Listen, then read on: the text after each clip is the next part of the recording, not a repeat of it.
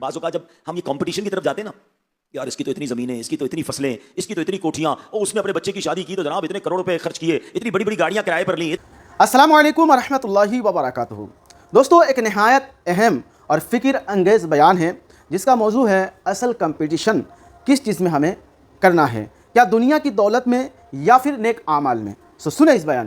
بعض اوقات جب ہم یہ کمپٹیشن کی طرف جاتے ہیں نا، یار اس کی تو اتنی زمینیں، اس کی تو اتنی فصلیں، اس کی تو اتنی کوٹھیاں، اور اس نے اپنے بچے کی شادی کی تو جناب اتنے کروڑ روپے خرچ کیے، اتنی بڑی بڑی گاڑیاں کرائے پر لیں، اتنے پیسے لٹائے، اب میں نے اپنے بچے کی شادی میں اس سے زیادہ آگے بڑھنا ہے. اب اسی چکر میں رہ گئے.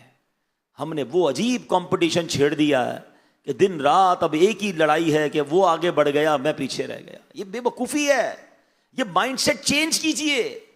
میرا اور کسی کا مقابلہ دنیا کی نعمتوں میں نہیں، یہ اللہ کی تقسیم ہے. اللہ جسے چاہے نوازے. اگر آپ زندگی میں پرسکون رہنا چاہتے ہیں تو بڑا پیارا فرمان بزرگوں سے ملتا ہے کہ نیکیوں میں اپنے سے آگے والے لوگوں کو دیکھیں اور نعمتوں میں اپنے سے نیچے والے لوگوں کو دیکھیں. اگر آپ اپنے گھر میں رہتے ہیں تو کئی لوگ فٹ پاتھ پر سوتے ہیں. اگر آپ کرائے کے گھر میں رہتے ہیں تو کئی لوگ اس وقت بھی جیلوں میں قید ہیں. ہم سے زیادہ پریشان ہیں لوگ، مصیبت میں. میں اور آپ تو کمال کی زندگی گزار رہے ہیں. ہم سب میں کوئی ایسا شاید نہیں ہوگا جس نے صبح سے کچھ نہیں کھایا، کچھ نہ کچھ کسی نے کھانا کھا لیا ہوگا. مگر اس وقت بھی لاکھوں لوگ پاکستان میں ایسے ہوں گے جنہوں نے صبح سے لے کر ابھی تک کچھ نہیں کھایا ہوگا. آج رات ہم سوئیں گے تو کسی چھت کے نیچے سوئیں گے، مگر ہزاروں لاکھوں لوگ ایسے ہیں جو بے چھت ہیں، گھر ہی نہیں ہے ان کے پاس. سوچئے نا، اللہ نے کتنا کچھ دیا ہے، مگر ہمیں اس کے اتنے مربع ہو گئے، اس کی اتنی زمینیں ہو گئیں، اس کی اتنی فصلیں ہو گئیں، اس نے اتنی بڑی گاڑی لے لی، اس نے بچے کی شادی اتنی بڑی کر لی، ہم اسی چکر میں رہ گئے. ارے بھائی، یہ کمپٹیشن کرنا ہے تو نیکیوں میں کرے نا. صحابہ میں کمپٹیشن تھا نا، مگر وہ کیا تھا آپ کو یاد نہیں؟ غزوہ تبوک کے موقع پر کیا ہوا تھا؟ حضرت عمر کہتے میرے پاس مال زیادہ تھا، میں نے سوچا آج ابو بکر سے آگے نکل جاؤں گا. کیا کرنا تھا؟ نئی گاڑی لینی تھی، نیا گھر لے کر آگے نکلنا تھا. نہیں، اللہ کی راہ میں خرچ کر کے آگے نکلنا تھا. اپنا آدھا مال لے کر دربار رسالت میں حاضر ہو گئے. اور سبحان اللہ، پھر کہتے ہیں میں انتظار کر رہا ہوں کہ صدیق اکبر کیا لاتے ہیں. حضرت ابو بکر آئے اور نبی پاک نے پوچھا ابو بکر کیا لائے ہو؟ کہ حضور جو کچھ گھر میں تھا وہ سب لے آیا. اے ابو بکر، گھر والوں کے لیے کیا چھوڑا ہے؟ کہ حضور اللہ، گھر والوں کے لیے اللہ اور اس کا رسول کافی ہے. مقابلہ تھا نا، کرے نا مقابلہ. نیکیوں میں کیوں نہیں کرتے؟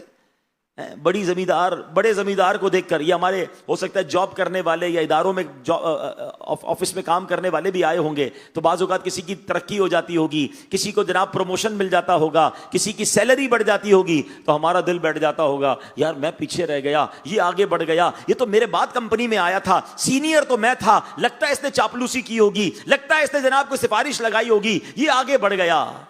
ولا حول ولا قوت الا باللہ. ارے اس کو رب نے ترقی دی ہے، وہ کیسے آگے بڑھا وہ جانے، اس کا رب جانے. میں اور آپ کون ہیں؟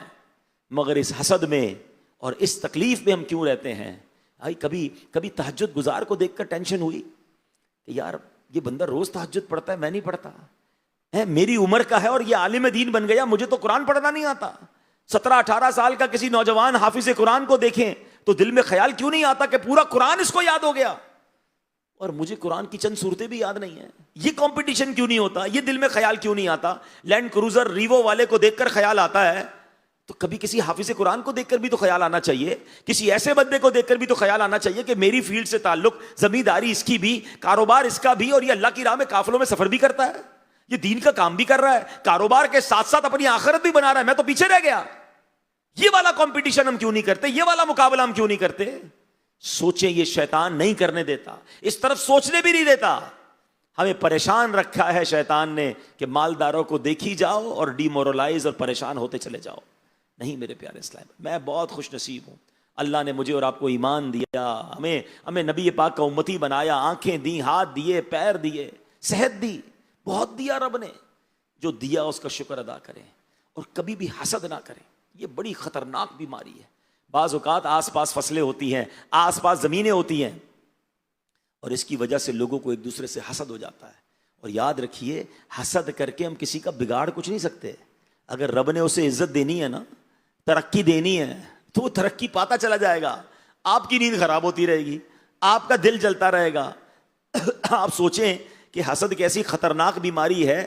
آخرت کا عذاب تو اپنی جگہ، دنیا میں بھی بندہ جلنا شروع ہو جاتا ہے، ٹینشن ہوتی ہے، کھانا نہیں اچھا لگتا، نیند نہیں آتی، کیونکہ وہ ترقی پا رہا ہے۔ جو میرا دشمن ہے یا میرا کمپیٹیٹر ہے، میرے سامنے ہی اس کی منڈی میں دکان ہے، اس کا فروٹ جلدی بک جاتا ہے، اس کا اناج جلدی بک جاتا ہے، اس کو آرڈر پہلے مل جاتا ہے، میں پیچھے رہ جاتا ہوں۔ اللہ کی تقسیم ہے، آپ اللہ سے مانگو نا، اس کا کیوں چھیننا ہے؟ ایک واقعہ سناتا ہوں آپ کو، درود پاک پڑھ لیں، صلو علی الحبیب۔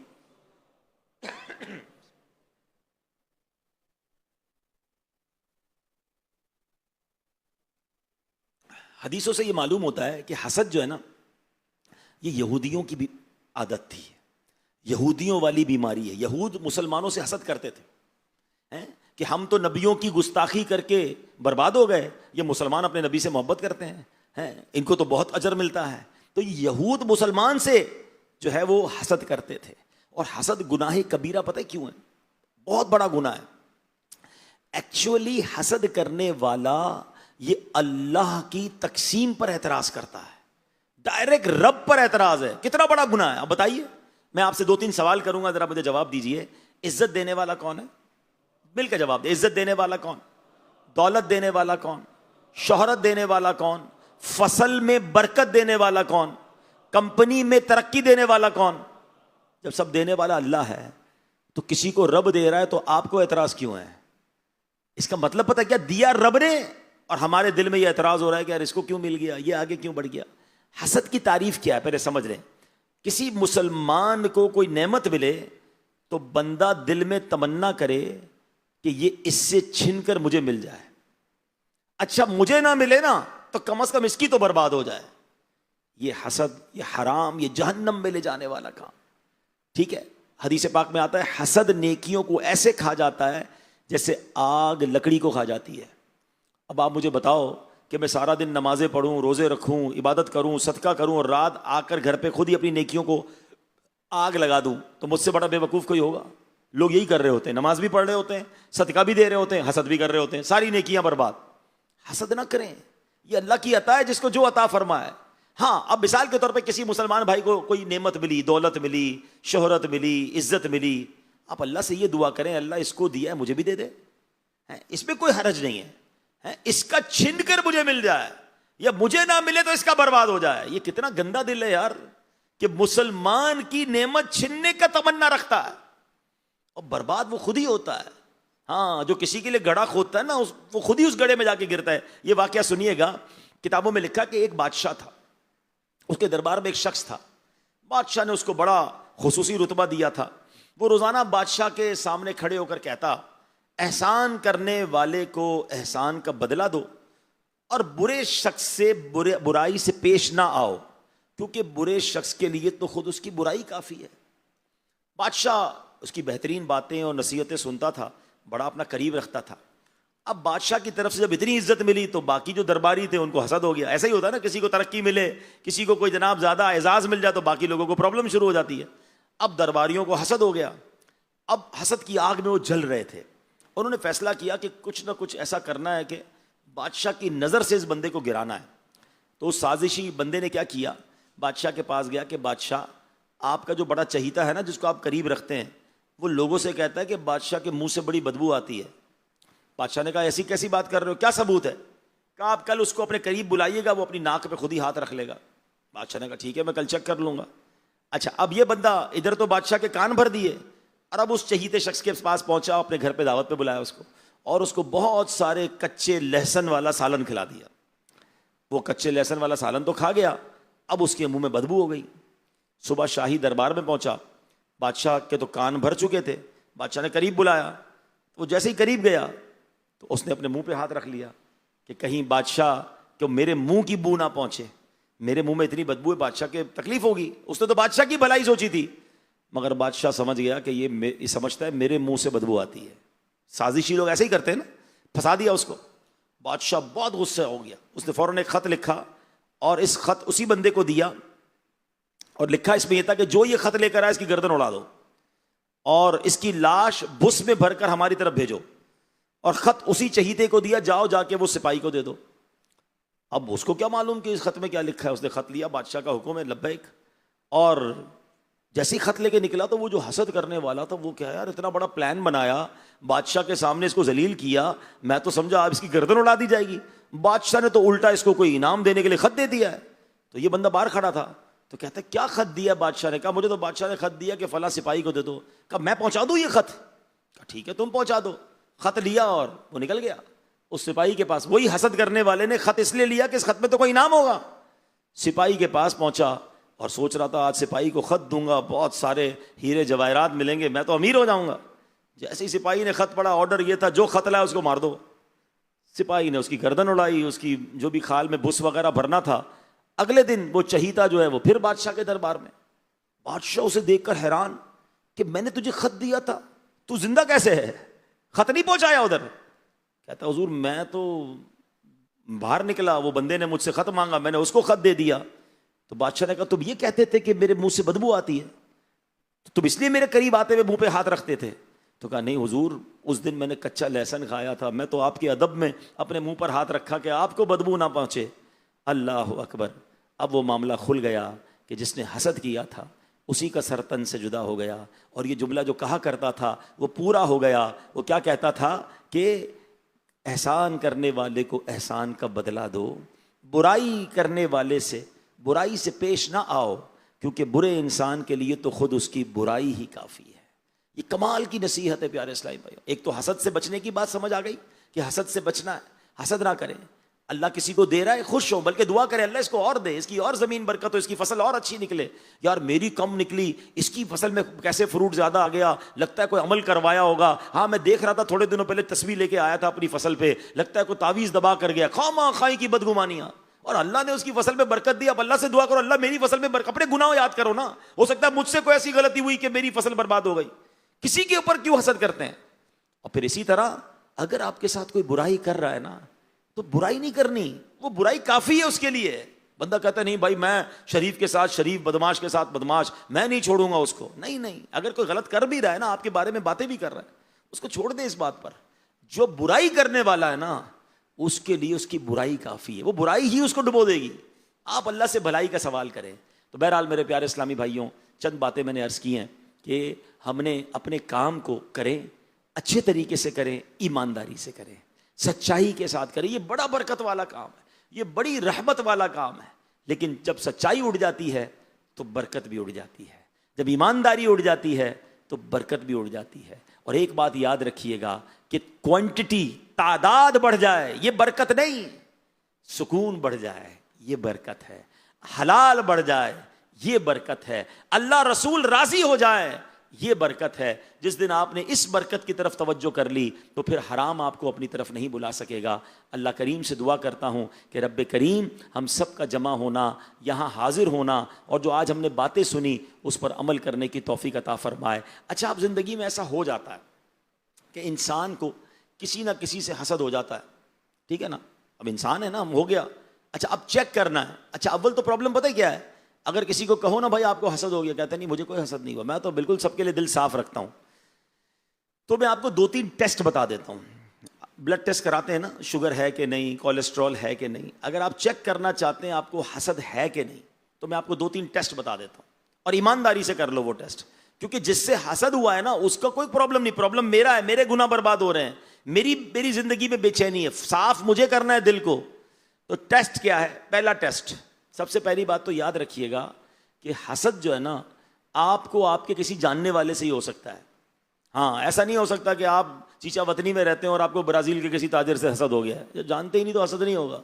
آپ کے خاندان میں ہوگا, آپ کی فیلڈ کا بندہ ہوگا, آپ کی منڈی میں دکان ہوگی یا قریب زمین ہوگی, آپ کے تعلق میں ہوگا وہ بندہ, حسد اسی سے ہو سکتا ہے. پہلا تو آپ نے اسی میں چیک کرنا ہے, نمبر 1. اب چیک کیسے کرنا ہے؟ کوئی ایسا ہے زندگی میں, دوستوں میں, رشتہ داروں میں, پڑوسیوں میں, منڈی میں, کاروبار میں, کہ یار جب بھی اس کو ترقی ملتی ہے نا مجھے پرابلم ہوتی ہے, مجھے درد ہوتا ہے. کوئی آ کے بتاتا ہے نا, پتہ چلا اس نے اور زمین لے لی, پتہ چلا اس نے نئی گاڑی لے لی, پتہ چلا اس کا فلاں ملک کا ویزا لگ گیا, بس سنتے ہی ادھر درد شروع. یار کوئی اور بات کرو نا یار, اس کی بات کیوں کر رہے, اس کی تعریف اچھی نہیں لگتی. اگر کوئی ایسا ہے, دیکھو ایمانداری سے چیک کرنا, مجھے مت بتائیے, کسی کو بھی نہ بتائے, اپنے آپ چیک کر لو, تو سمجھ لو یہاں گڑبڑ ہے. یار مجھے اس کی تعریف اچھی کیوں نہیں لگ رہی, اس کی ترقی اچھی کیوں نہیں لگ رہی. یعنی اتنا خطرناک ہے شیطان, یہ بھائی کو بھائی سے حسد کروا دیتا ہے. حضرت آدم کے 2 بیٹوں میں کیا ہوا تھا, قابیل اور حابیل میں کیا ہوا تھا, حسد ہی تو تھا. نبی کے بیٹوں کو حسد کروا دیا تو میں اور آپ کیا چیز ہے؟ مان لو کہ ہو سکتا ہے حسد. نیا گھر کسی دوست نے لیا, بھائی آؤ یار نیا گھر لیا ہے, اچھا نیا گھر گئے, بریانی کھائی, یار بڑا اچھا گھر بنا ہے, باہر نکلتے ہی 2 نمبر کے پیسوں سے بنایا ہوگا. ارے ابھی بریانی کھائی ہے اس کی یار, ابھی بڑائی شروع کر دی.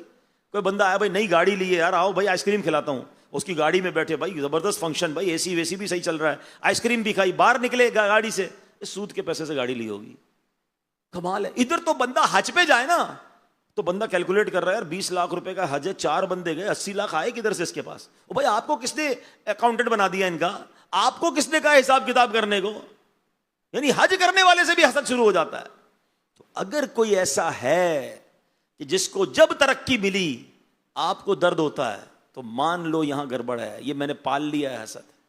اچھا دوسرا ٹیسٹ, کوئی ایسا زندگی میں ہو کہ جب اس کو کوئی نقصان ہو, اس کا پتہ چلے یار وہ فصل خراب ہو گئی, یا اس کی گاڑی کا ایکسیڈنٹ ہو گیا, اس کی گودام میں آگ لگ گئی, تو سب کے سامنے تو بڑا منہ بنا کے کہیں گے یار بڑا افسوس ہوا یار, اندر دل میں لڈو پھوٹ رہے ہیں, ہاں یار یہ ہوا کام صحیح, میں تو چاہتا ہی تھا برباد ہو جائے. ہاں اس کے بچے کا فلاں معاملہ ہو گیا, محلے بھر میں بدنام ہو گیا, اچھا ایسا کیا, سب کے سامنے یوں منہ بنا رہے ہیں, اندر دل میں خوشی ہو رہی ہے. جس کے نقصان پر آپ کو خوشی ہوتی ہے سمجھ لو یہی تو حسد ہے. اور یہ حسد یقین کرو اس کا کچھ نہیں بگاڑ سکتا, آپ کتنا بھی حسد کر لیں. وَتُعِزُّ مَن تَشَاءُ وَتُذِلُّ مَن تَشَاءُ بِيَدِكَ الْخَيْرُ. اگر اللہ نے اس کی روزی میں برکت لکھی ہے, اللہ نے اس کی عزت میں برکت لکھی ہے, وہ ترقی کرنا ہے, آپ پریشان رہو گے, آپ کی نیکیاں برباد ہوں گی, اللہ نہ کرے ایمان خراب نہ ہو جائے. کیونکہ نبی پاک یہاں تک فرماتے ہیں, حدیث پاک کا خلاصہ ہے, حسد ایمان کو ایسے برباد کرتا ہے جیسے ایلوا شہد کو, سرکہ شہد کو برباد کرتا ہے. برباد ہو جائے گا ایمان اگر حسد دل میں پالا ہے. تو ٹیسٹ کر لینا پہلے, اور اگر ٹیسٹ میں کوئی بندہ سامنے آ گیا, رشتہ دار آ گیا, پڑوسی آ گیا, کوئی کاروبار کرنے والا آ گیا, تو اب اس کو بتانا نہیں ہے. ہاں یہ مت گڑبڑ کرنا کہ بھائی میں نے چیک کیا مجھے تم سے حسد ہو گیا, نہیں بتانا نہیں. اب اللہ سے دعا کرے. پہلا اس کا اب علاج بتا رہا ہوں. آپ کے یہاں بھی ہوتا ہے نا وہ کیا فصل کو کیڑے ویڑے لگ جائیں تو پھر علاج کرواتے ہو نا, ڈاکٹر بلواتے ہو, کون سی دوائی کون سا اسپرے. اب میں اسپرے بتا رہا ہوں آپ کو, یوں سمجھ لو حسد کی بیماری یا کیڑا دل میں نکل آیا, پتہ چل گیا, اب اسپرے کیا ہے, اب علاج کیا ہے, اب دوائی کیا ہے. اب دوائی سنو, پہلی دوائی تو دعا ہے. اللہ سے دعا کریں, اے اللہ میرے دل کو صاف کر دے, حسد سے بھی صاف کر دے, تکبر سے بھی صاف کر دے, مسلمانوں کی دشمنی اور کینے سے صاف کر دے, صاف کر دے میرے مولا میرے دل کو. وہ چاہے تو سب ممکن ہے نا, سچے دل سے توبہ کریں. ٹھیک ہے, پہلا علاج دعا.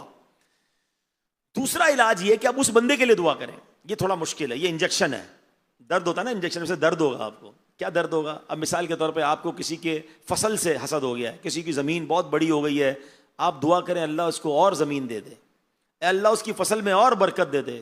اب آپ کہیں مولانا صاحب پہلے ہی تکلیف ہو رہی ہے اس کی زمین سے, اور تسی اور دعا کروا رہے ہو.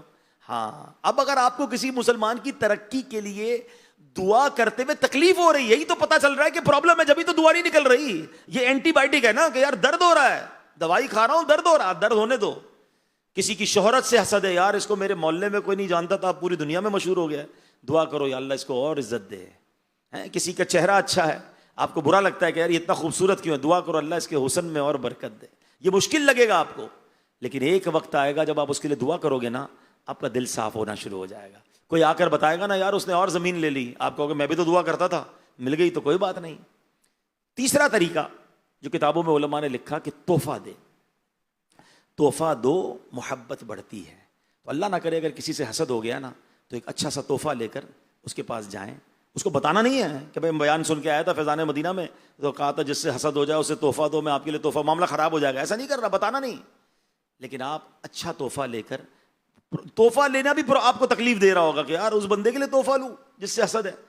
حسد معاف خالی کرنا ہے نا, دل صاف کرنا ہے. تو انشاءاللہ آپ تحفہ دیں گے تو اس سے بھی محبت بڑھے گی. اللہ سے دعا کرتا ہوں اللہ میرے دل کو بھی حسد سے پاک کر دے, آپ کے دل کو بھی حسد سے پاک کر دے. اللہ ہمارے دل کو مسلمانوں کے لیے کھول دے. ایک جملہ بڑا پیارا بزرگوں سے سنا ہے, سب کا بھلا سب کی خیر, سب کے بھلے میں اپنی خیر.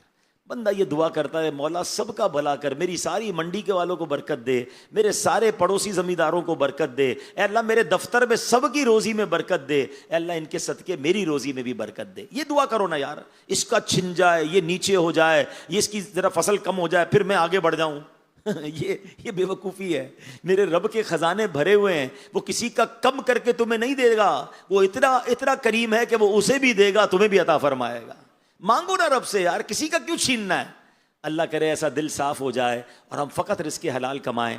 اللہ کریم ہم سب کی حاضری کو قبول فرمائے. دوستو، اصل کمپٹیشن، اصل مقابلہ نیکی کی کاموں میں ہونا چاہیے، اور یہ رب تبارک و تعالیٰ کا فرمان بھی ہے، فاستبقوا الخیرات. ٹھیک ہے نا. اور دنیا کی دولت میں یا دنیا کے معاملے میں کمپٹیشن نہیں، مقابلہ نہیں.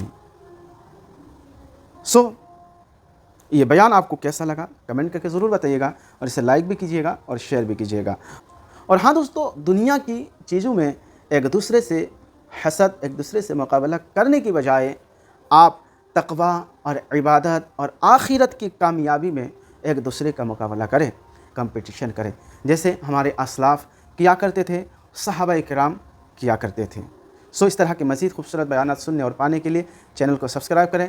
اللہ سے دعا ہے کہ اللہ تعالیٰ ہمیں حسد سے بچا کر ایک دوسرے سے نیکی کے معاملے میں کمپٹیشن، مقابلہ کرنے کی توفیق عطا کریں. ملتے ہیں کسی اور ویڈیو میں، تب تک اپنا خیال رکھیں. خدا حافظ. السلام علیکم ورحمۃ اللہ.